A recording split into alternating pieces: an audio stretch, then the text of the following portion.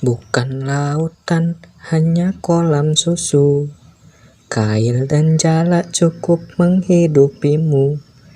Tiada badai, tiada topan kau temui. Ikan dan udang menghampiri dirimu. Orang bilang tanah kita tanah surga. Tongkat kayu dan batu jadi tanaman. Orang bilang tanah kita tanah surga. Tongkat kayu dan batu jadi tanaman. Halo sahabat channel, masih ingatkah lagu yang Mimin nyanyikan? Hehehe. Ya, itulah beberapa penggal bait lagu berjudul Kolam Susu yang diciptakan oleh Yok Kuswoyo dan dinyanyikan oleh grup musik Quest Plus. Pertama kali muncul di album Volume 8 pada tahun 1973. Lagu ini menggambarkan tentang kekayaan alam Indonesia yang melimpah ruah, sehingga tak heran jika Indonesia dijuluki tanah surga oleh negara lain. Betapa tidak, Indonesia merupakan negara yang letaknya strategis, di mana sepanjang wilayahnya dari Sabang sampai Merauke dilalui oleh garis khatulistiwa.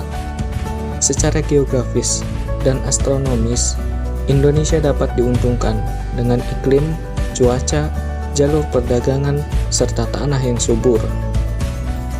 Luas wilayah perairan Indonesia pun mencapai kurang lebih 12 mil, sementara daratan Indonesia terbagi dan membentuk pulau-pulau.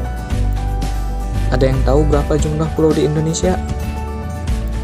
Ya, jumlah pulau di Indonesia menurut data dari Departemen Dalam Negeri Republik Indonesia pada tahun 2004 adalah sebanyak 17.504 buah pulau. 7.870 buah diantaranya sudah mempunyai nama, sedangkan 9.634 buah belum memiliki nama. Dengan luas wilayah Indonesia tersebut, berbagai macam flora dan fauna, baik hayati dan non-hayati, yang bernaung di dalamnya bisa tumbuh dan hidup subur. Nih, Mimin kasih tahu lagi, kekayaan Indonesia tidak cukup sampai di situ saja. Negara dengan jumlah penduduk terbesar keempat di dunia ini memiliki beragam suku, budaya, bahasa, dan agama yang tersebar di seluruh wilayah Indonesia. Tercatat ada kurang lebih 1.340 suku dengan budaya yang berbeda, 652 bahasa daerah, serta 6 kepercayaan yang dianut oleh masyarakat Indonesia. Wah, banyak banget ya, sahabat channel. Meskipun hidup dengan penuh keberagaman, namun tidak menjadi pemisah di antara mereka untuk hidup saling berdampingan.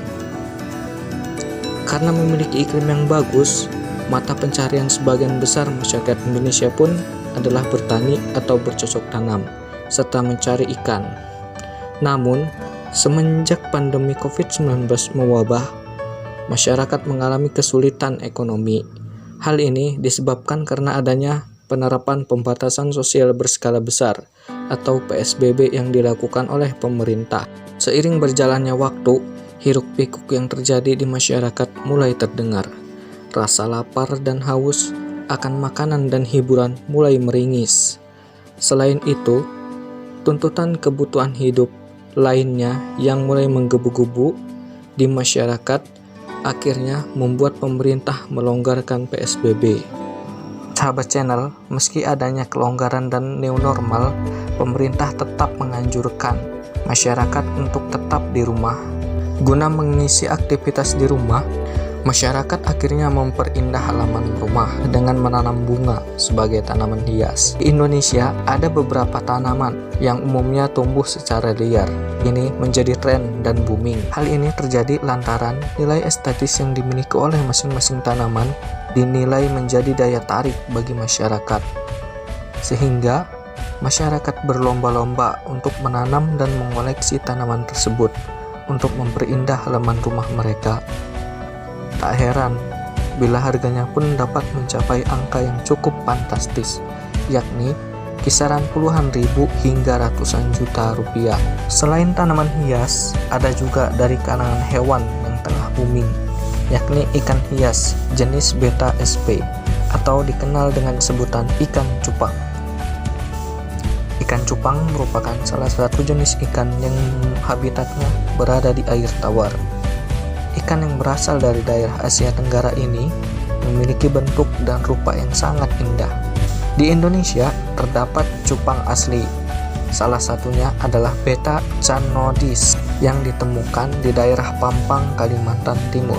Dengan beragam jenis ikan cupang yang berbeda-beda dan memiliki ciri khas masing-masing, tak heran bila menjadi daya tarik bagi masyarakat untuk memeliharanya di rumah. Hal ini sangat menguntungkan bagi penggiat budidaya ikan cupang. Mereka mendapatkan keuntungan yang sangat besar karena tingginya harga jual ikan cupang.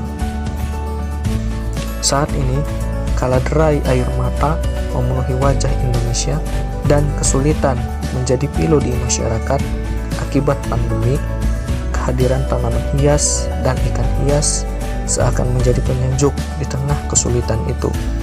Sebab, selain menjadi hiasan, tanaman hias dan ikan hias juga memiliki nilai jual yang cukup tinggi untuk menutupi perekonomian masyarakat di tengah pandemi ini.